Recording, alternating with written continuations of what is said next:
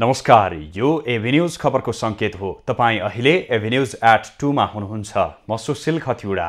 प्रारम्भमा मूल खबर। एमसीसी संसदबाट अनुमोदन गर्न प्रधानमन्त्री देउबा निरन्तर परामर्शमा। सत्ता साझेदार माओवादी र एकीकृत समाजवादी प्रस्तावको विपक्षमा।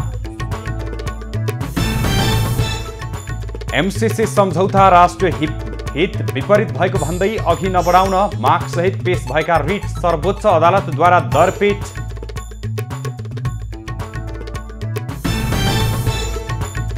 नयाँ नेतृत्व चयनका लागि नेपाल बार एसोसिएसनको निर्वाचन प्रक्रिया सुरु। आज अपराह्न मतदाता नामावली प्रकाशन गरिँदै।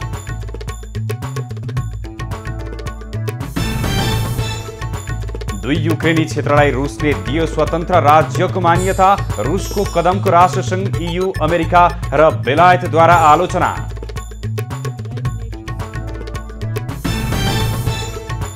र आइसिसी T20 विश्वकप छनौटको सेमी फाइनलमा नेपालले UAE सँग प्रतिस्पर्धा गर्दै विश्वकपमा स्थान बनाउने लक्ष्य।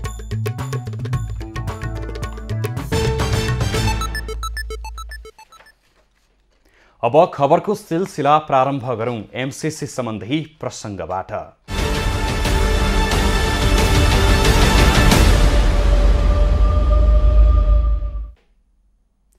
प्रतिनिधि सभा बैठकमा पेश भएको एमसीसी सम्झौता अघि नबढाउन माग गर्दै पेश भएका रिट सर्वोच्च अदालतले दरपेट गरेको छ। अधिवक्ता डाक्टर सुरेन्द्र भण्डारी र स्वागत नेपालले सर्वोच्च अदालतमा छुट्टा छुट्टै रिट निवेदन पेश गरेका थिए। रिट निवेदनमा नेपाल सन्धि ऐन 2047 को दफा 4 अनुसार प्रतिनिधि सभामा एमसीसी को प्रक्रिया अघि नबढाउनु भनी माग दाबी गरिएको थियो। एमसीसी नेपालको राष्ट्रिय हित, सार्वभौमिकता र स्वाधीनता प्रतिकूल रहेको समेत निवेदनमा दाबी गरिएको थियो।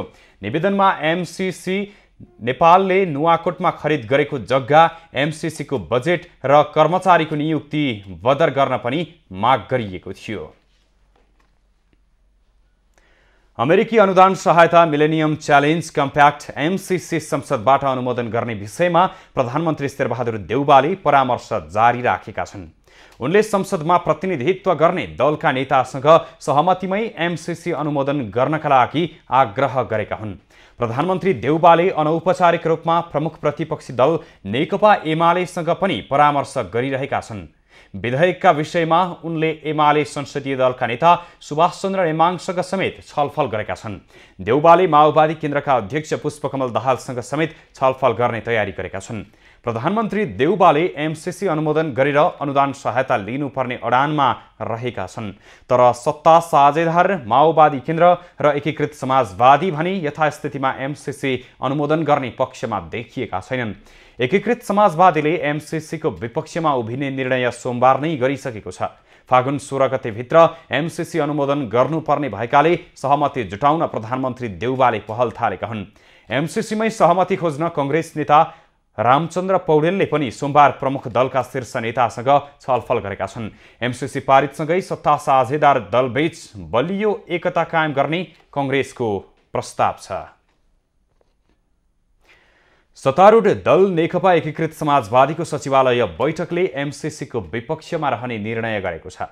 सोमबार काठमाडौँमा बसेको पार्टीको महासचिवालयको बैठकले संसदमा टेबल भएको एमसीसी को विपक्षमा मतदान गर्ने निर्णय गरेको हो। बैठकपछि सञ्चारकर्मीसँगको कुराकानीमा पार्टीका प्रवक्ता जगन्नाथ खतिवडाले संसदमा पेश भएको एमसीसी को विपक्षमा पार्टीले मतदान गर्ने र विपक्षमा मतदान गर्न अन्य पार्टीलाई पनि वातावरण सिर्जना गर्ने निर्णय भएको बताए। जारी छ। आज छलफलको लागि समय पुगेन, यो निरन्तर छ। आज एउटा निर्णय गरेका छौं, हामी एमसीसी को यो प्रस्तावको संसदमा दर्ता भएको प्रस्तावको विपक्षमा उभिनेछौं र विपक्षमा उभिनका निम्ति सबैलाई भन्नेछौं र वातावरण तयार गर्नेछौं। प्रवक्ता खतिवडाले सरकारमा बस्ने वा नबस्ने कुरा समयले निर्धारण गर्ने पनि बताए। उनले सरकारमा जानु पार्टीको राष्ट्रिय आवश्यकता भएको पनि दाबी गरे। सत्तारूढ दल कांग्रेसका प्रवक्ता डाक्टर प्रकाश शरण महतले एमसीसी अनुदान सहयोग भएकाले पछि नहट्ने स्पष्ट पारेका छन्। सोमबार काठमाडौँमा भएको आयोजित पत्रकार सम्मेलनमा प्रवक्ता महतले एमसीसी मुलुकको हितका लागि भएकाले यसलाई सदनबाट पारित गरेरै छाड्ने बताएका हुन्। उनले गठबन्धन दलहरूमा एमसीसी बारे फरक मत रहे पनि सहमतिमै प्रतिनिधि सभामा पेश भएको बताए। उनले एमसीसी स्वीकार गर्दा अमेरिकी सेना आउँछ भनेर नियोजित रूपमा प्रचारबाजी गरिएको धारणा राखे। एमसीसी सम्झौता संसदबाट पास गर्न प्रमुख प्रतिपक्षी दल एमालेले समेत सहयोग गर्ने विश्वास व्यक्त गरे। प्रधानमन्त्री चाहनुहुन्छ कि यसमा सबै दलहरूको सहयोग हुनुपर्छ, किनभने सबै दलहरूको सहभागितामा यो प्रक्रिया अगाडि बढेको हो। नेपाली कांग्रेस एक्लैले हामीले मात्रै गर्नुपर्छ भने पनि होइन, सबै दलहरू सहमत थिए, नेपालको आवश्यकता अनुसार छ। उनले नेपाली कांग्रेस सत्तामा हुँदा वा नहुँदा सत्य कुरामा अडिग रहेको बताए। कांग्रेस सत्तामा आएपछि एमसीसीलाई प्रक्रियागत रूपमा अगाडि बढाइएको पनि उनले दाबी गरे। सत्ता साझेदार दल नेकपा माओवादी केन्द्रका अध्यक्ष पुष्पकमल दाहालले सत्ता गठबन्धन नटुट्ने बताएका छन्। सोमबार सिंहदरबारमा नेपाली कांग्रेसका वरिष्ठ नेता रामचन्द्र पौडेलसँगको भेटपछि सञ्चारकर्मीसँग अध्यक्ष दाहालले सत्ता गठबन्धन नटुट्ने र एमसीसी प्रक्रियाबाट टुङ्गिने बताएका हुन्। पौडेलले एमसीसीको समस्या समाधान गर्न र गठबन्धन बचाउन आग्रह गरेको दाहालले बताए। उहाँले अरू कुरा होइन, गठबन्धन पनि बचाउनु पर्यो, एमसीसीको पनि समस्या समाधान हुन पर्यो भन्ने लाइनबाट भन्नुभएको थियो। मैले गठबन्धन बच्छ, एमसीसी त अब प्रक्रियाबाट टुङ्गिन्छ भने। कांग्रेस नेता पौडेलले मुलुकलाई निकास दिन सबै मिलेर अघि बढ्नुपर्ने बताए। उनले एमसीसीलाई पारित गर्न सबै दललाई सहमत बनाउने समेत बताए। र मैले 5 दलका नेताहरूलाई त मेरो भनाइ यो गठबन्धन पनि नटुटोस्, तर एमसीसी पनि फेल नहोस्, यो सफल पास हुनुपर्छ होइन।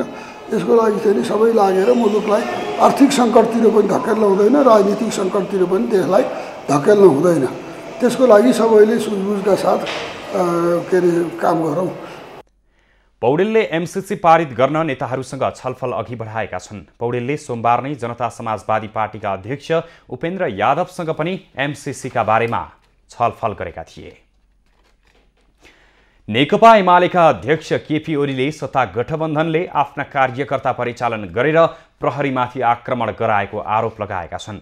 सोमबार काठमाडौँको दहचोक स्थित कालु पाण्डेको समाधिस्थलमा आयोजित कार्यक्रममा ओलीले सत्ता गठबन्धन दलहरूले आफ्ना कार्यकर्तालाई सडकमा ढुङ्गा हान्न पठाएर दोहोरो चरित्र देखाएको बताएका हुन्। आफूले यस सम्बन्धमा गृहमन्त्री बालकृष्ण खाँडसँग कुराकानी गरेर प्रहरीमाथि नै आक्रमण गर्न दिने उल्टो आदेश किन दिएको भनेर प्रश्न समेत गरेको बताए। मैले गृहमन्त्रीलाई सोधेँ, के आदेश थियो? काँचो ढुङ्गा मात्रै हान्न पाउने आदेश थियो? पकाएको इँटा मात्रै हान्न पाउने आदेश थियो?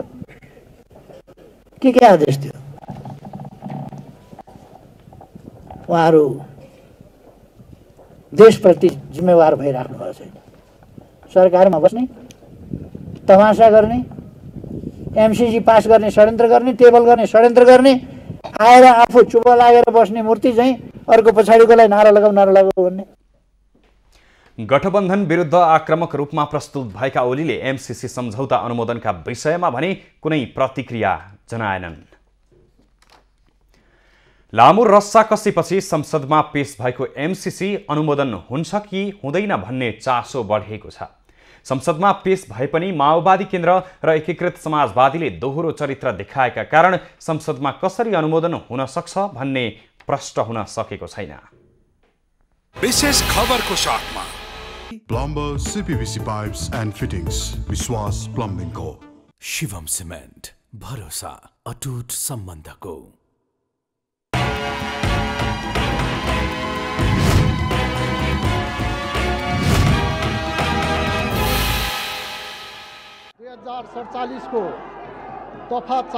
संसदमा पेश भएसँगै एमसीसीको विषयलाई लिएर बहस सुरु भएका छन्। कसैले सहजै संसदबाट अनुमोदन हुने कतिपयको बुझाइ छ भने सभामुखले विशेष समिति बनाई थप अध्ययनका लागि संसदमा पठाउन सक्ने सम्भावना पनि त्यत्तिकै छ। बरु प्रधानमन्त्रीले अमेरिकासँग थप समय माग्न सक्छन्, तर एमसीसी संसदबाट अस्वीकृत हुने सम्भावना भने निकै कम रहेको बताइन्छ। त्यसका लागि देउबाले अबका 5 दिन सक्दो प्रयास गर्नेछन्। माओवादी अध्यक्ष पुष्पकमल दाहाल र नेकपा एसका अध्यक्ष यथास्थितिमै पारित गर्ने पक्षमा छन्, तर एमसीसी को पक्षमा पार्टीमा निर्णय गराउन सक्ने अवस्थामा अब दाहाल नेपाल छैनन्। यति बुझेका देउबा प्रतिपक्षी एमालेका अध्यक्ष केपी शर्मा ओलीसँग पुनः संवाद गर्न तयार हुनेछन् भने जसपा र लोसपाको साथ पनि खोज्ने नै छन्। अनुमोदनका लागि ध्वनि मतकै आधार मान्ने सम्भावना पनि बढी छ। लोसपा पक्षमा रहेको छ भने जसपा भने विभाजित हुन सक्ने खतरा छ। अध्यक्ष उपेन्द्र यादव ढुलमुले अवस्थामा छन् भने बाबुराम भट्टराईले जसरी पनि अनुमोदन गर्नुपर्ने मत राख्दै आएका छन्। संसदमा कांग्रेसका 61 सांसद छन् भने लोसपासँग 13 र जसपा विभाजित नै भए पनि 5 जना अनुमोदनको पक्षमा छन्। यो संख्या 1/4 अर्थात् 67 हुन पुग्छ, जुन संसद बैठकका लागि गणपूरक संख्या हुनेछ। त्यसको बहुमत अर्थात् 34 जना सांसद भए एमसीसी ध्वनि मतका आधारमा अनुमोदन हुनेछ। तर कम्तीमा 28 जना सांसदले माग गरे भने चाहिँ गोप्य मतदानमा जानुपर्ने बाध्यता रहन्छ। यदि एमालेसँग सहमति जुटेमा मत विभाजन अर्थात् गोप्य मतदानमा पनि सरकार जान सक्छ, जुन त्यति सजिलो छैन। एमसीसी यो शैलीमा पारित भए माओवादी केन्द्र र नेकपा एसले सरकारमा बस्ने नैतिक हैसियत गुमाउनेछन्। मन्त्री बन्न नपाएका नेताहरूले एमसीसी वा सरकार मध्य एउटा रोज्न नेतृत्वलाई दबाब दिइरहेका छन्, तर मन्त्रीहरू स्वयंले भने मुख खोलेका छैनन्। आउने स्थानीय प्रदेश र प्रतिनिधि सभाको चुनावका लागि एमसीसी प्रमुख मुद्दा बन्ने निश्चित जस्तै भएकाले दलहरू त्यसको जोडघटाउमा लाग्दा पनि एमसीसी चेपुवामा परेको हो।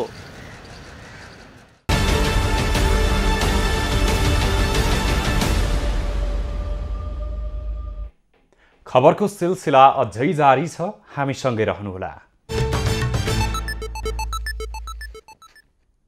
अब बाँकी खबर। निर्वाचन आयोगले स्थानीय तह निर्वाचन 2079 का लागि अर्थ मन्त्रालयसँग 8 अर्ब 95 करोडको अनुमानित बजेट माग गरेको छ। आयोगले निर्वाचनमा यसअघि करिब 12 अर्ब खर्च लाग्ने अनुमान गरेपछि अर्थ मन्त्रालयमा त्योभन्दा कम बजेट प्रस्ताव पठाएको हो। अर्थ मन्त्रालयसँग निरन्तर छलफल तथा परामर्श गरेर नै बजेट तयार गरिएकाले निकासा प्रक्रिया छिट्टै सुरु हुने विश्वास आयोगको छ। निर्वाचनमा लाग्ने खर्चको करिब 90% बजेट जिल्ला, प्रदेश र निर्वाचन अधिकृतको कार्यालयमा खर्चिने गरी बजेट तयार गरिएको आयोगले जनाएको छ। बजेटको अधिकांश भाग मतपत्र छपाई तथा निर्वाचन सामग्री खरिदमा खर्च हुनेछ। आयोगको केन्द्रीय कार्यालयमा भने कुल बजेटको करिब 10% मात्रै खर्च हुने अनुमान गरिएको छ। आयोगका कर्मचारी तथा अन्य प्रशासनिक कार्यमा थोरै मात्रै खर्च हुने आयोगको भनाइ छ। वैशाख 30 गते तोकिएको स्थानीय तहको निर्वाचन विरुद्ध दर्ता भएको रिटमा आज सुनवाई हुँदैछ। महोत्तरीको भङ्गहा नगरका प्रमुख सञ्जीव कुमार शाहले दायर गरेको रिटमा पहिलो पेशी आजलाई तोकिएको हो। आजको सुनवाईले माग अनुसार अन्तरिम आदेश जारी गरेमा स्थानीय निर्वाचनमा असर पर्नेछ। यसअघि प्रशासनले दरपेट गरेको रिट विरुद्ध इजलासमा निवेदन दिए पनि दर्ता गर्न आदेश दिएको थियो। 2074 आयो असोजमा निर्वाचन भएकाले संविधानले तोकेको 5 वर्ष कार्यकाल नपुग्ने भएकाले वैशाख 30 को निर्वाचन संविधान विपरीत हुने रिटमा जिकिर गरिएको छ। 3 चरणमा सम्पन्न भएको निर्वाचनमा दोस्रो र तेस्रो चरणमा निर्वाचित पदाधिकारीको 5 वर्ष नपुग्ने दाबी रिटमा गरिएको छ। नेपाल बार एसोसिएसनको निर्वाचन प्रक्रिया सुरु भएको छ।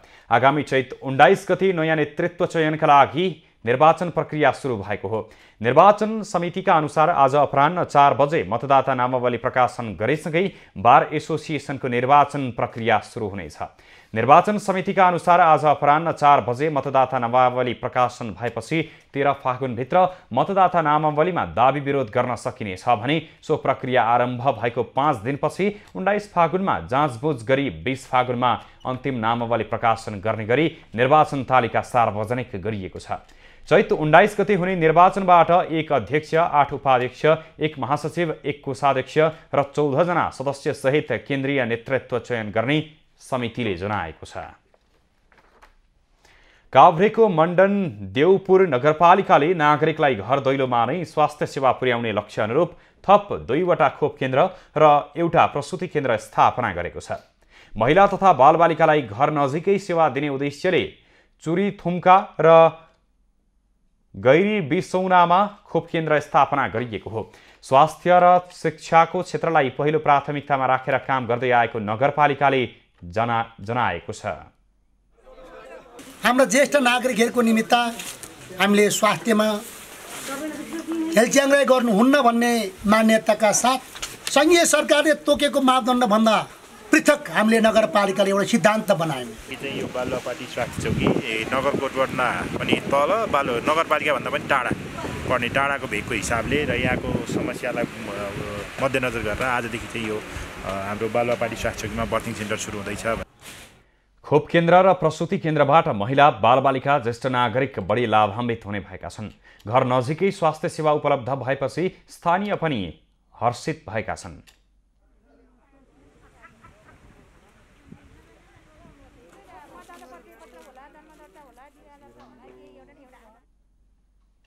यसलाई बोकेर लानु पर्थ्यो भनेदेखि अब यहाँ गाउँमै आउँदाखेरि सुविधा आयो भने सबलाई राम्रो हुन्छ। अब यहाँ खोप केन्द्र पनि बनिरहेको छ। अब खोप पनि यहीँ नियमित आएर लगाउनु भए राम्रो हुन्थ्यो भने जस्तो लाग्छ। खोप केन्द्र थप गरिएका स्थान नगरका दुर्गम स्थानको रूपमा परिचित छन्। यसअघि 12वटा वडा रहेको नगरपालिकाको 7वटा स्वास्थ्य चौकी र 5वटा आधारभूत स्वास्थ्य केन्द्र सञ्चालनमा रहेका छन्। कञ्चनपुरमा अवस्थित शुक्लफाँटा राष्ट्रिय निकुञ्जको पर्यटन प्रवर्धन गर्ने उद्देश्यले सोमबारदेखि 5औं शुक्लफाँट पर्यटन महोत्सव सुरु भएको छ। भीमदत्त नगरपालिकाको आयोजनामा सञ्चालित पर्यटन महोत्सवले शुक्लफाँटाको प्रचार प्रसारमा सहयोग पुग्ने र आन्तरिक तथा बाह्य पर्यटकको सङ्ख्यामा वृद्धि हुने अपेक्षा गरिएको छ। पर्यटन प्रवर्धन र विकास दिगो समृद्धिको आधार भन्ने नारासहित सोमबारदेखि कञ्चनपुरमा अवस्थित शुक्लाफाँट राष्ट्रिय निकुञ्जमा महोत्सव सुरु भएको छ। भीमदत्त नगरपालिकाको आयोजना, नेपाल पर्यटन बोर्डको समन्वय र सहकार्य तथा शुक्लाफाँट राष्ट्रिय निकुञ्ज, कञ्चनपुर उद्योग वाणिज्य सङ्घ, होटल व्यवसायी सङ्घ कञ्चनपुर, राष्ट्रिय प्राकृतिक संरक्षण कोष र नेपाल पत्रकार महासङ्घ कञ्चनपुरको सहयोगमा महोत्सव सञ्चालन गरिएको हो। कोरोना भाइरसको महामारीका कारण थला परेको पर्यटन व्यवसायलाई चलायमान बनाउने उद्देश्यले महोत्सवको आयोजना गरिएको भीमदत्त नगरपालिकाले जनाएको छ। शुक्लाफाँटा राष्ट्रिय निकुञ्जलाई राष्ट्रिय स्तरमा समेत यसको पहिचान जुन रूपले हुने, जुन किसिमले पहिचानका साथसाथै प्रचार प्रसार हुनुपर्ने थियो त्यो नहुन सकेका सन्दर्भ र त्यो भित्र पनि थुप्रै कामहरू गर्नुपर्ने कुरा छन्। त्यहाँ हामीले चाहिँ पूर्वाधारका निर्माण गर्ने सन्दर्भसँग मात्र होइन, त्यहाँ केही वातावरण सिर्जना समेत गर्नुपर्ने छ। महोत्सव मार्फत निकुञ्जको प्रचार प्रसार गरी पर्यटक अभिवृद्धि हुने अपेक्षा छ। महोत्सव उद्घाटन कार्यक्रममा सहभागीले जैविक विविधताका संरक्षणसँगै देशको अन्य पर्यटकीय तथा धार्मिक क्षेत्रहरूसँग शुक्लाफाँटालाई जोड्न सरोकारवाला निकाय सक्रिय हुनुपर्ने बताएका छन्। चितवनको सौरासँग जोड्नुपर्ने, काठमाडौँ पोखरा लगायत त्यहाँ आएको पर्यटनहरूले यहाँ आउने, कञ्चनपुर जाउँ जस्तो बनाउने हुने गरी हामीले के बनाउने हो, के महल बनाउने हो, के अभियान चलाउने हो, असम्भव छैन। शुक्लाफाँटा राष्ट्रिय निकुञ्ज सहित आसपासका पर्यटकीय तथा धार्मिक क्षेत्रहरूको प्रचार प्रसार तथा प्रवर्धनमा सरकारी तथा निजी क्षेत्रको साझेदारी अनिवार्य रहेको सरोकारवालाहरूको भनाइ छ। वास्तवमा पर्यटनले सबै क्षेत्रलाई छुन सक्ने एउटा मात्र विदेश हो पर्यटन। यसले यातायातदेखि लिएर किसानको घरको एउटा आलु भनौँ, एउटा धान भनौँ, चामल, सारा कुरालाई चाहिँ आजका प्रमुख अतिथिज्यू मार्फत नेपाल सरकारलाई कमसेकम यहाँ आउने पर्यटकको शुल्क घटाइयोस्, यहाँ जाने भित्र पर्यटकको सवारी साधनको शुल्क घटाइयोस् भन्ने पनि हामी निजी क्षेत्र अनुरोध गर्न चाहन्छु। पर्यटन महोत्सवको उद्घाटन समारोहमा सुदूरपश्चिम प्रदेशका विभिन्न समुदायको सांस्कृतिक झाँकी प्रदर्शन गरिएको थियो। सबैभन्दा ठूलो बथानको रूपमा 12 सिंगाको झुण्ड शुक्लाफाँटा राष्ट्रिय निकुञ्जमा सहजै देख्न सकिन्छ। यसका अतिरिक्त निकुञ्जमा ठूलो घाँसे मैदानसँगै पाटेबाघ, चितुवा, हात्ती, गैंडा, खस्रने जन्तु, उभयचर, माछा, पुतली र 450 प्रजातिका चराहरू समेत पाइन्छन्। निकुञ्ज 350 वर्ग किलोमिटर क्षेत्रफलमा फैलिएको छ। निकुञ्ज नजिकै रहेको बासिन्दाको आफ्नै खालको संस्कृति, परम्परा र चालचलन रहेको छ। हरिशचन्द्र बाग, कञ्चनपुर। महानगरीय प्रहरी अपराध महाशाखाले ललितपुरको सुनाकोठी स्थित पाउरोटी र कुकिज बनाएर बेच्ने स्पर्श फूड प्रोडक्ट एन्ड प्याकेजिङ कम्पनीमा छापा मारेको छ। कम्पनीले बजारबाट म्याद गुज्रिएका पाउरोटी र कुकिजलाई पुनः धुलो बनाएर कुकिज र टोस्ट तथा बिस्कुट बनाएर बिक्री वितरण गरेको आरोपमा प्रहरीले छापा मारेको हो। प्रहरीले छापा मार्ने क्रममा सन् 2019मा नै म्याद गुज्रिएको कुकिजलाई समेत धुलो बनाएर पुनः कुकिज बनाएको प्रहरीले फेला पारेको छ। अत्याधिक सडे गलेका पाउरोटी समेत सुकाएर पुनः कुकिज बनाएको भेटिएको र सबै वस्तुलाई नष्ट गरिएको महाशाखाका डीएसपी कृष्णकुमार चन्दले जानकारी दिए। विभिन्न बिस्किटहरू बनाउने गरेको र साथै चाहिँ यी क्रन्ची चाहिँ आइटमको रूपमा चाहिँ बजारमा चाहिँ सप्लाई गर्ने गरेको चाहिँ पाइयो र अनुगमनको क्रममा चाहिँ यहाँनिर चाहिँ थुप्रै परिणाममा चाहिँ झन्डै 120 बोराको हाराहारीमा चाहिँ सडे गलेका चाहिँ डेड एक्सपायर बिस्किट पाउरोटीहरू पनि हामीले चाहिँ यहाँ बरामद गरेका छौँ र अहिले चाहिँ स्थानीय जनप्रतिनिधिको रोगरमा यी सबैलाई नष्ट गर्ने कार्य चाहिँ भइरहेछ। गत 30 माघमा नक्कली मह बेच्ने आरोपमा पक्राउ परेका नरबहादुर श्रेष्ठले नै यो कम्पनी पनि सञ्चालन गर्दै आएको खुलेको छ। प्रहरीका अनुसार श्रेष्ठले सञ्चालन गरेको स्पर्श फुड्स सहित श्रीतारा फुड्स एन्ड प्याकेजिङ प्रणालीले दुवै खाद्य तथा गुणनियन्त्रण विभागबाट अनुमति लिएका छैनन्। यी दुवै कम्पनीमा खाद्य तथा गुणनियन्त्रण विभागले सिल गरेको छ। खोटाङको सापसु धापलाई धार्मिक तथा पर्यटकीय गन्तव्यको रूपमा विकास गरिएको छ।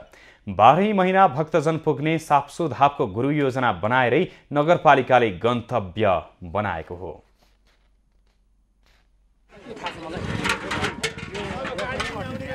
दिक्तेल रूपाकोट मजुवागढी नगरपालिका वडा नम्बर 9 स्थित धार्मिक स्थल सापसु धापलाई धार्मिक तथा पर्यटकीय गन्तव्यको रूपमा विकास गरिएको छ। नगरपालिकाले गुरु योजना बनाएर सापसु धापलाई नगरले धार्मिक तथा पर्यटकीय स्थलको रूपमा विकास गरेको हो।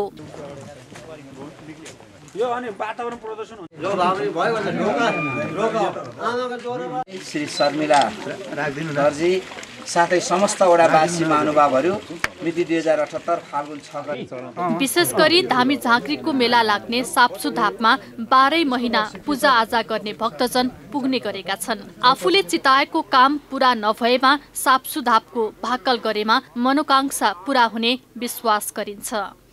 यहाँको विशेषता भनेको साउनको जनै पूर्णिमामा चाहिँ मेला लाग्ने, यहाँ धामी झाँक्रीहरू आउने, यहाँ चाहिँ ठुलो धाम लाग्ने चलन छ। यहाँ चाहिँ आएर जति पनि अब कोही बिमारी भयो, दुमेर भयो, देश विदेशमा बिमार हुँदाखेरि ल श्री सापसु बादशाह तिमी जयपति पनि श्यामगङ्गा हो, म तपाईँको गएर चाहिँ 5 थोक प्राणीले म सेवा गर्छु भनेर उहाँ देश विदेशदेखि भाकल गर्दाखेरि पनि उहाँ निको भएर यहाँ आएर सेवा गरिने गरिएको छ। यहाँ देश विदेशबाट सहित यहाँ धामी बस्नलाई धामीको हुल पनि आउँछ र हामी प्रत्येक घर लौरी नै हामी यसलाई चाहिँ सापसुको भाले भनेर प्रत्येकले चढाउँछौँ।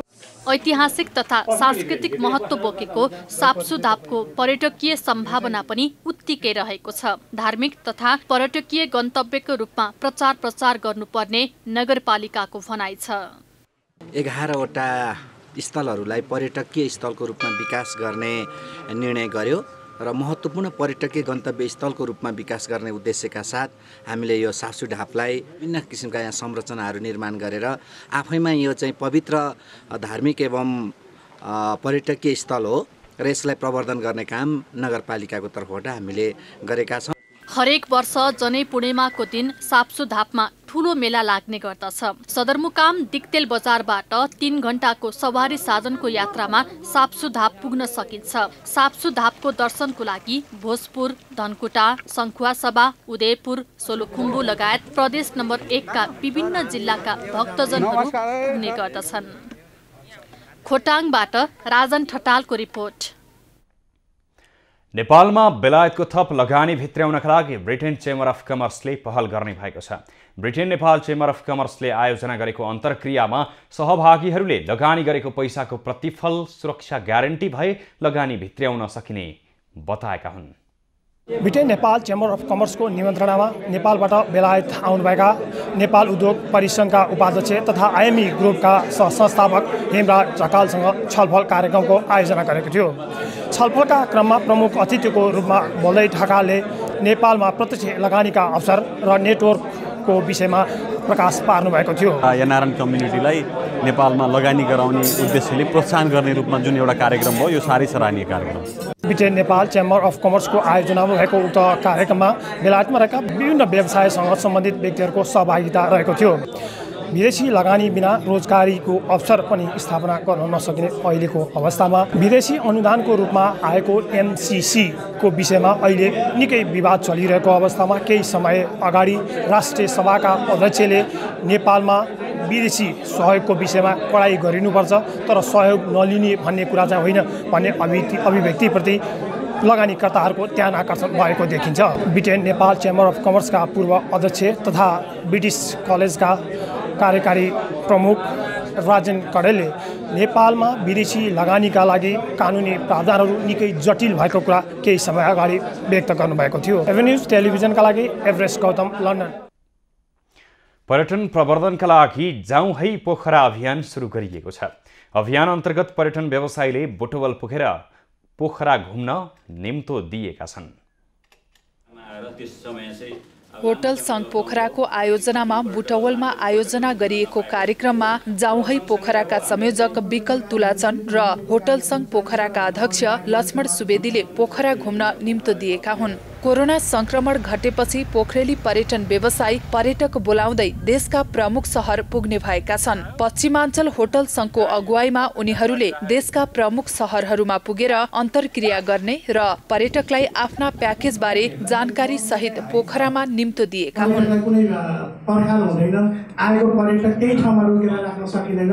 आज हामी बुटवल आयौँ, बुटवल मात्रै बस्दैनौँ, हामी लुम्बिनी जान्छौँ, भैरवा जान्छौँ, चितवन जान्छौँ भनेदेखि पोखरा आएको पर्यटकहरू उहाँ एक दिन पोखरा बस्नुहुन्छ र वरिपरिको क्षेत्रको नै हामीले प्रबन्धन गरिराखेको अवस्था छ। उनीहरूले बुटवलका व्यवसायीहरूसँग अन्तर्क्रिया समेत गरे। पोखरेली व्यवसायीले दुई शहरबीच पर्यटक आवागमनमा सहजीकरण गर्न आग्रह गरेका छन्। गन्तव्यहरूको एक आपसमा बीच कम्पिटिसन छ निश्चय पनि, र त्यसलाई चाहिँ अब पोखरामा पनि धेरै नयाँ गन्तव्यहरू आइसकेको अवस्था छ र प्रडक्टहरू आइसकेको अवस्था छ र होटेलहरू त्यही अनुसारका बनेका छन्।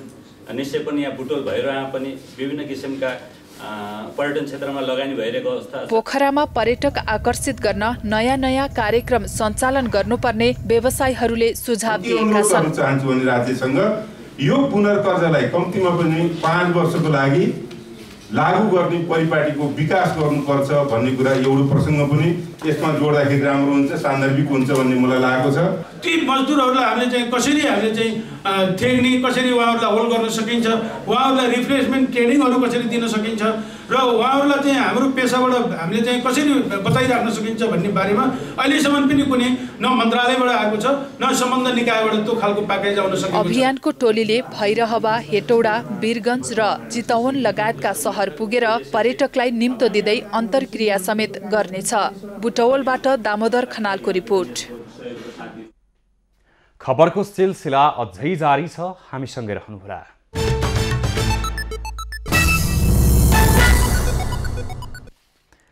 आईसीसी पुरुष टी20 विश्वकप छनौट अन्तर्गतको ग्लोबल छनौट ए को सेमिफाइनलमा नेपालले आज यूएई को सामना गर्दैछ। ओमानको अल अमेरातमा नेपालले यूएई को सामना गर्नेछ। नेपाल र यूएई बीचको खेल पौने 4 बजे सुरु हुनेछ। नेपाली टिमका कप्तान सन्दीप लामिछानेले आज टोलीले उत्कृष्ट प्रदर्शन गर्ने बताएका छन्। नेपाल र यूएई बीचको पछिल्लो 4 टी20 खेलमा दुबईले 2 जित र 2 हार बेहोरेको छ। नेपाल आज यूएईलाई हराउँदै फाइनल पुग्ने प्रयासमा हुनेछ। यस खेलमा विजेता बन्दै फाइनल पुग्ने टोली अस्ट्रेलियामा आगामी अक्टोबर 16 देखि नोभेम्बर 13 सम्म हुने आईसीसी पुरुष टी20 विश्वकपमा छनौट हुनेछन्।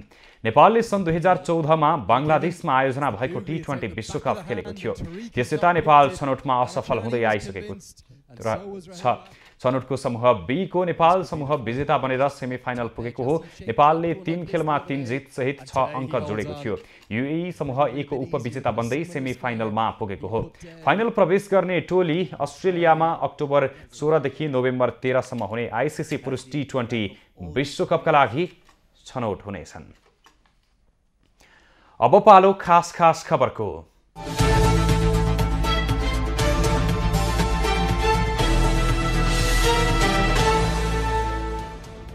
नेपाली बजारमा सुनको मूल्य पछिल्लो 15 महिना यताकै उच्च भएको छ।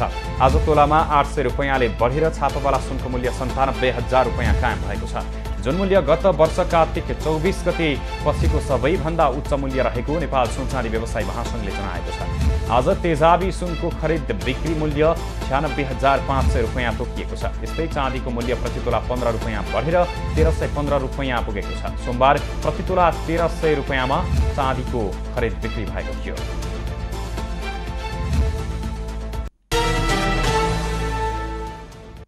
गैरकानुनी रूपमा अनलाइन जुवा खेलाएको कसुरमा एक चिनिया सहित 37 जना व्यक्तिहरू पक्राउ परेका छन्।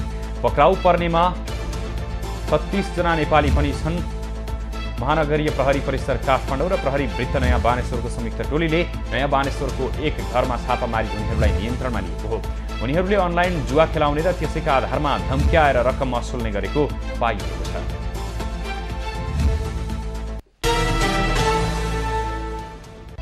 काठमाडौँको चन्द्रागिरी नगरपालिका बलम्बो स्थित खोलामा 14 वर्षीय बालकको शव फेला परेको छ। उदयपुर घर भई चन्द्रागिरी 12 बस्ने दीपक कुमार राउतका 14 वर्षीय छोरा अनिश राउतको शव फेला परेको प्रहरीले जनाएको छ। शव पानीमा डुबिरहेको अवस्थामा फेला परेको थियो। प्रहरीले थप अनुसन्धान गरिरहेको बताएको छ।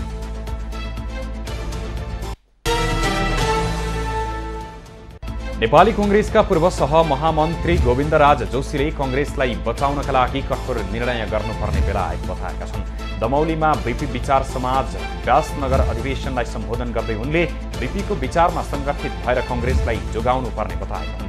स्थानीय तहको निर्वाचनमा क्रियाशील सदस्यहरूको मतका आधारमा उम्मेद्वार छान्नुपर्ने जोशीको भनाइ छ।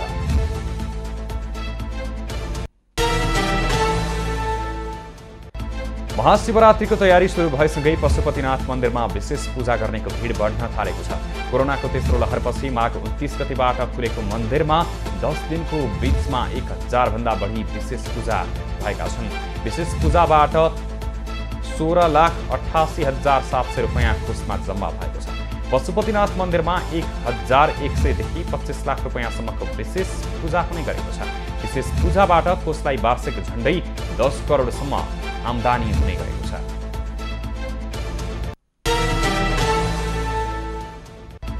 बैतडीको पाटन नगरपालिकाले आज शोक बिदा दिएको छ। सोमबार अपराह्न भएको ट्रिपर दुर्घटनामा 3 विद्यार्थी सहित 4 जनाको मृत्यु भएपछि नगरपालिकाले शोक बिदा दिएको हो।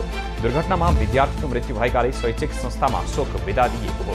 सोमबार अपराह्न भएको ट्रिपर दुर्घटनामा सेगास मावि गरुडामा अध्ययनरत ज्ञानविष्ट, ललित अवस्थी, राजेन्द्र पन्त र पाटन नगरपालिका 3 का जनकराज पन्तको मृत्यु भएको थियो।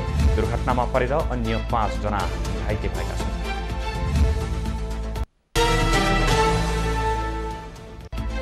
सशस्त्र प्रहरी निरीक्षक भर्नाको लिखित परीक्षामा मागभन्दा थोरै संख्यामा उत्तीर्ण भएका छन्। सशस्त्रमा 75 जनाका लागि खुलाइएको विज्ञापनको लिखित परीक्षामा 61 जना मात्र उत्तीर्ण भएका हुन्। मधेसी समुदायबाट माग गरिएको 9 जनाको कोटामा 1 जना मात्र उत्तीर्ण भएका छन्। अमर अशक्त प्रहरीका सन्तानका लागि 1 जनाको कोटामा कोही पनि उत्तीर्ण भएका छैनन्। परीक्षामा 371 जना सहभागी भएका थिए।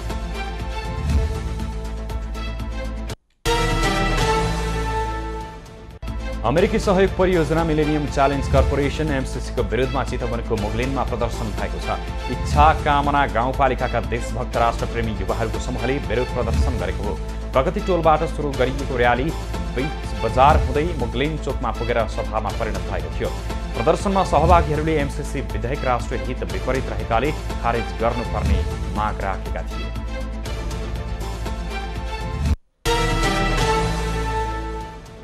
नामाकरणका विषयमा सहमति खोज्न आज प्रदेश 1 मा सर्वदलीय बैठक बस्दैछ। सरकारले प्रदेशको नामबारे छलफल गर्न मंगलबार विराटनगरमा सर्वदलीय बैठक आह्वान गरेको हो। सत्ता गठबन्धनमा रहेका 5 दल मुख्य विपक्षी नेकपा एमाले र विपक्षी दल राप्रपा सहितको बैठकमा नामबारे छलफल थाल्ने सरकारी तयारी छ। नेकपा एकीकृत समाजवादी नेतृत्वमा रहेको सत्ता गठबन्धनले सहमतिमा एउटै नाम प्रस्ताव गर्ने तयारी गरेका छन्।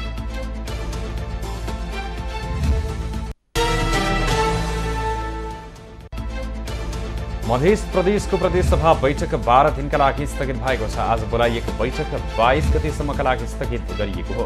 उपसभामुख देवका अनुसार सभामुख सरोज कुमार यादव काठमाडौँमा रहेकाले हाललाई बैठक स्थगित गरिएको प्रदेशसभाले जनाएको छ।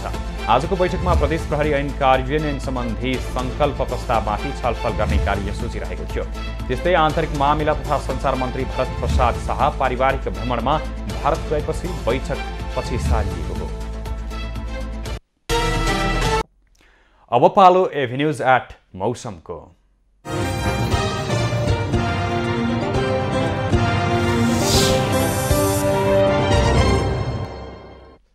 हाल देशको पहाडी भूभागमा आंशिक बदली रही बाँकी भूभागमा मौसम सामान्यतया सफा रहेको छ।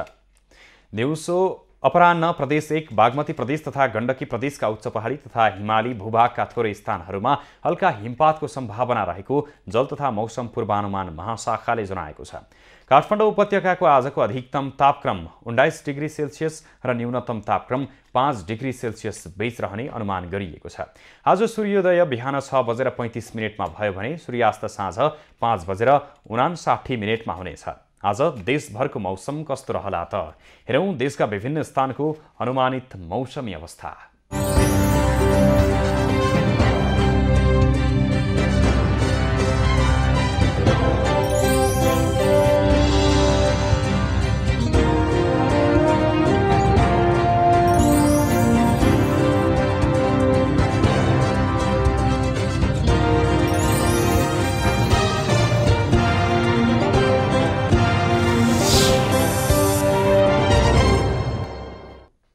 अहिलेलाई खबरको क्रम यति नै। एभिन्यूज खबरका सहित अन्य विस्तृत खबरका लागि www.avenews.tv लगइन गर्न सक्नुहुनेछ।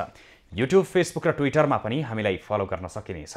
खबरभित्रको खबरका लागि हेर्दै रहनुहोला एभिन्यूज खबर। नमस्कार।